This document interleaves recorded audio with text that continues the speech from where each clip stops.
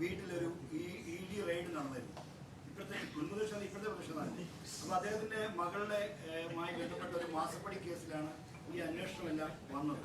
അപ്പോൾ ഈ കാര്യത്തിൽ മുഖ്യമന്ത്രി പലതവണ മാധ്യമങ്ങൾ ചോദിച്ചിട്ട് ഒരു പ്രതികരണം നടത്തിയില്ല. സർക്കാർ അറിയാതെയാണ് ഒരു പ്രതികരണം ആഭ്യന്തര മന്ത്രിയിൽ നിന്നുണ്ടായി. പക്ഷേ അവിടെ ഒരു വലിയ സുരക്ഷാ ലാപ്സും ഉണ്ടായി. കാരണം അന്ന് വാഹനങ്ങൾ അടിച്ചു ചേർത്തു, ധാരാളം അക്രമങ്ങൾ അതുമായി ബന്ധപ്പെട്ട് അവിടെ നടന്നു.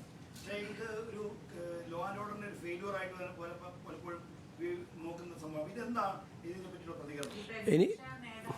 വീടുകൾ റെയ്ഡ് ചെയ്യുന്നതിലും കോൺഗ്രസിന്റെ ദേശീയ തലത്തിലുള്ള പൊളിറ്റിക്കൽ നിലപാട് കേരളത്തിലും പിന്തുടരുന്നുണ്ടോ? ആദ്യം ഞാനൊരു കാര്യം പറയട്ടെ. ഞാൻ എപ്പോഴാണ് മറുപടി പറയേണ്ടതെന്ന് തീരുമാനിക്കാനുള്ള അവകാശമെങ്കിൽ എനിക്ക് തരണം. നിങ്ങളോടാണ് ഞാൻ മറുപടി പറഞ്ഞില്ല. മൗനി ബാബയാണ് 12 പ്രാവശ്യം ചോദിച്ചു. എങ്ങനെയാണ് ചോദിച്ചതെന്നറിയാം? ഒന്ന് രാവിലെ ഞാൻ വീട്ടിൽ നിന്ന് ഇറങ്ങിയതാണ് വീട്ടിൽ നിന്ന്. അപ്പം ചോദ്യം. അത് കഴിഞ്ഞിട്ട് ഞാൻ വീണ്ടും അകത്ത് കയറി കുളിച്ച് പുറത്തേക്ക് ഇറങ്ങിയപ്പോൾ വീണ്ടും മൈക്ക് വെച്ച് ചോദ്യം. ഞാൻ കേരള ഹൗസിലേക്ക് കയറുമ്പോൾ ചോദ്യം, ഇറങ്ങുമ്പോൾ ചോദ്യം. പിന്നെ ഞാൻ വണ്ടിയിൽ കയറിയിരിക്കുമ്പോൾ ഒരു മൈക്ക് എൻ്റെ മുഖത്ത് വന്നാണ് ഇടിച്ചത്. ഞാൻ ആരോടും പറഞ്ഞിട്ടില്ല ഇതുവരെ. ഇപ്പം നിങ്ങളോട് രഹസ്യയോട് പറയാം. എൻ്റെ മുഖത്താണ്. ഞാൻ ഒന്നും പറഞ്ഞില്ല, സത്യം. എന്നിട്ട് എന്നോട് അപ്പോഴും ഞാനൊന്നും പറഞ്ഞില്ല. എപ്പോഴാണ് പറയേണ്ടതെന്ന് തീരുമാനിക്കാനുള്ള അവകാശമെങ്കിലും ദയവ് ചെയ്ത് എനിക്ക് തരാം. ദയവ് ചെയ്ത് എപ്പോഴാണ് ഒരു കാര്യത്തിൽ മറുപടി പറയാൻ വേണ്ടേ? ഞാൻ പഠിച്ചിട്ടല്ലേ പറയേണ്ടത്, മനസ്സിലാക്കിയിട്ടല്ലേ പറയേണ്ടത്, ഉചിതമായ സമയത്തല്ലേ പറയേണ്ടത്. ഞാൻ അങ്ങനെ ഒളിച്ചോടുന്ന ആളാണോ? അങ്ങനെയാണെങ്കിൽ ഞാൻ ക്യാബിനറ്റ് ബ്രീഫിംഗ് നടത്തി തുടങ്ങിയില്ലേ നിങ്ങളോട്? എത്ര പ്രാവശ്യം നിങ്ങൾക്ക് എല്ലാ അവസരങ്ങളും തന്നു? അപ്പോൾ നിങ്ങൾക്ക് ചോദ്യം ചോദിക്കാനുള്ള അവകാശം പോലെ തന്നെ എനിക്ക് മറുപടി പറയാനുള്ള അവകാശം കൂടി എനിക്ക് തരണം. എന്നിട്ട് 12 പ്രാവശ്യം ചോദ്യം ചോദിച്ചിട്ട് പോയില്ല. 12 പ്രാവശ്യം, നിങ്ങൾക്ക് 24 പ്രാവശ്യം ചോദ്യം ചോദിക്കുക. എനിക്ക് മറുപടി പറയേണ്ട സമയം ഞാനല്ലേ തീരുമാനിക്കേണ്ടത്. അതെനിക്ക് തരണം. റിക്വസ്റ്റാണ്. അല്ലല്ല ഇങ്ങനെ ഞാൻ അങ്ങനെ ആകണമെന്നാണോ നിങ്ങൾ പറയുന്നത്? ഞാൻ ക്യാബിനറ്റ് ബ്രീഫിംഗ് നടത്തുന്ന ആളാണ്. നോ നിങ്ങൾ ചോദിക്കുമ്പോൾ നിങ്ങൾ ഇല്ല ഞാനിപ്പോൾ വന്നിരിക്കുമല്ലേ. ഇല്ല നിങ്ങൾക്ക് അദ്ദേഹത്തിൻ്റെ അടുത്തേക്ക് പോലും പോകാൻ പറ്റില്ലായിരുന്നില്ല. പിന്നെയാണ് നിങ്ങൾ 12 പ്രാവശ്യം ചോദ്യം ചോദിക്കണം. നോ നിങ്ങൾ അങ്ങനെ പറയല്ലേ, അങ്ങനെ ആക്കല്ലേ, അങ്ങനെ താരതമ്യം ചെയ്ത് നിങ്ങൾ അങ്ങനെ ആക്കല്ലേ. നിങ്ങൾ ഈ വിഷയം കേൾക്കണം. എനിക്ക് പറയാനുള്ളത് ഞാൻ പറഞ്ഞു. ഞാൻ മറുപടി പറയേണ്ട സമയം തീരുമാനിക്കുന്നത് ഞാനാണ്. കാരണം എനിക്കത് പഠിച്ചും മനസ്സിലാക്കിയിട്ട് പറയാൻ പാടുള്ളൂ. പെട്ടെന്നങ്ങ് പറയാൻ പറ്റില്ല. ഞാൻ അതിൻ്റെ സമയം തീരുമാനിക്കേണ്ട, അതിനുള്ള അവകാശം എനിക്ക് തന്നെ. അത് നിങ്ങളല്ല തീരുമാനിക്കേണ്ടത്. നിങ്ങൾക്ക് ചോദ്യം ചോദിക്കാം, അതിനുള്ള അവകാശം ഞാൻ എപ്പോഴും തരും. മനസ്സിലായല്ലോ? ആയതുകൊണ്ടാണല്ലോ പറയാൻ പോകുന്നത്. നിങ്ങളല്ല തീരുമാനിക്കേണ്ടത്, ഞാനാണ് തീരുമാനിക്കുന്നത്. അത്രേ എനിക്ക് അവകാശം വേണം. ഞാൻ പറയട്ടെ, ഞാൻ അതിന് ഉത്തരം പറഞ്ഞില്ലല്ലോ ചോദിച്ചതിന്. ഇതെന്താണ് സംഭവം? ഇതൊരു കേസ് ഓൾറെഡി കേന്ദ്ര ഏജൻസി രജിസ്റ്റർ ചെയ്ത കേസാണ്. കേന്ദ്ര ഏജൻസി രജിസ്റ്റർ ചെയ്ത കേസാണ് ആണല്ലോ. അന്വേഷണത്തിൻ്റെ ഭാഗമായിട്ടാണ് അവർ നടപടികൾ സ്വീകരിക്കുന്നത്. സംസ്ഥാന ഗവൺമെൻറ് ഇതിൻ്റെ അകത്ത് എന്ത് റോളാണുള്ളത്? ഒരു റോളും ഇല്ല സംസ്ഥാന ഗവൺമെൻറ്. ഞങ്ങളെ അറിയിച്ചിട്ട് പോലുമില്ല, പോലീസിനെ അറിയിച്ചിട്ടില്ല. അവരവിടെ നിന്ന് പിരിഞ്ഞു പോകാൻ നേരത്ത് പോലീസിനെ അറിയിച്ചിട്ടില്ല. ചെയ്ത എന്താണ്? ആഭ്യന്തര വകുപ്പ് ചെയ്ത് ഞാൻ ആഭ്യന്തരമന്ത്രിയെ പ്രത്യേകമായി അഭിനന്ദിക്കുകയാണ്.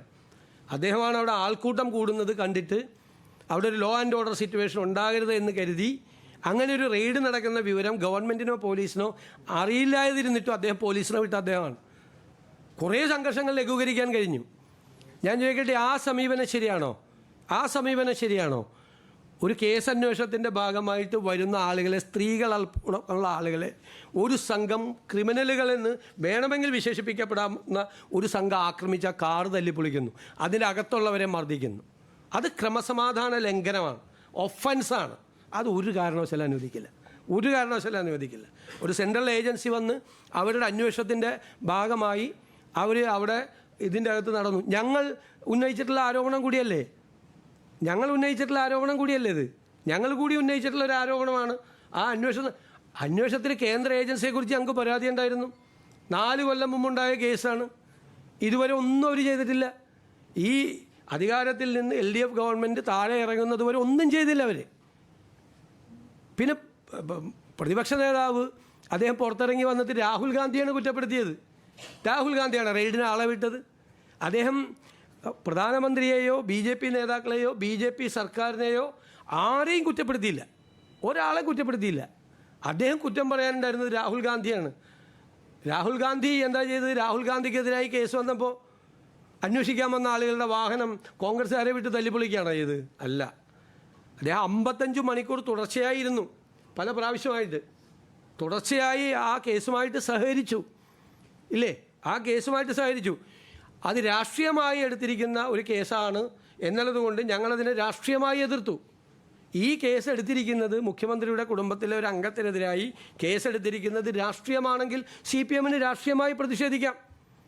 ഞാൻ ചോദിക്കട്ടെ, അതിൻ്റെ തലേദിവസമല്ലേ ഈ കേസിലെ ഒരു കക്ഷി കോടതിയിൽ പോയപ്പോൾ കോടതി ആ അന്വേഷണം നിർത്തിവെക്കണം എന്നാവശ്യപ്പെട്ട് കോടതി പോയപ്പോൾ ആ പെറ്റീഷൻ തള്ളി അന്വേഷണം തുടരണമെന്ന് ഏജൻസിയോട് ആവശ്യപ്പെട്ടത്?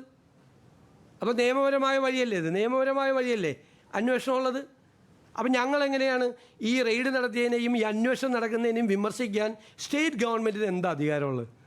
ഞങ്ങൾക്കങ്ങനെ പറയാമോ? ഞങ്ങളങ്ങനെ പറയാമോ? ഞങ്ങളങ്ങനെ പറയാൻ പാടില്ലല്ലോ. ഒരു കേന്ദ്ര ഏജൻസി അന്വേഷണം നടക്കുന്ന കേസിൽ, കോടതി അനുവദിച്ച് അന്വേഷണം നടക്കുന്ന കേസിൽ ആ അന്വേഷണം നടത്താൻ പാടില്ല, അന്വേഷണം ഇങ്ങനെ വേണം, അന്വേഷിക്കേണ്ടത് ഇങ്ങനെയാണ് എന്ന് ഞങ്ങൾക്ക് പറയാമോ? ഞങ്ങളതിൻ്റെ കോമ്പീറ്റൻ്റ് അതോറിറ്റി ആണോ? ഞാൻ വളരെ ജെന്യുവനായിട്ട് ചോദിക്കുകയാണ് നിങ്ങളോട്. ഞങ്ങളതിൻ്റെ കോമ്പീറ്റൻ്റ് അതോറിറ്റി അല്ല, ഞങ്ങൾക്ക് അതിൻ്റെ അകത്തില്ല. ഞങ്ങൾക്ക് ക്രമസമാധാന പ്രശ്നം ഉണ്ടായാൽ അതിൻ്റെ അകത്ത് ഇടപെട്ടു ശക്തിയായ നടപടികൾ സ്വീകരിക്കും. അത് തെറ്റാണ്, അത് ആവർത്തിക്കാൻ പാടില്ല. അത്തരം സംഭവങ്ങൾ ആവർത്തിക്കാൻ പാടില്ല. ഗുരുതരമായ കുറ്റകൃത്യമാണ് അവിടെ നടന്നത്. അന്വേഷണ ഉദ്യോഗസ്ഥന്മാരെ ആക്രമിക്കുകയും അവരുടെ വാഹനം അടിച്ചു തകർക്കുകയും ചെയ്ത് ഗുരുതരമായ കുറ്റകൃത്യമാണ്. അത് ആവർത്തിക്കപ്പെടാൻ പാടില്ല. അതാണ് ഞങ്ങളുടെ അഭിപ്രായം. ഞങ്ങൾക്ക് നിലപാടുണ്ട് അതിൻ്റെ അകത്ത്.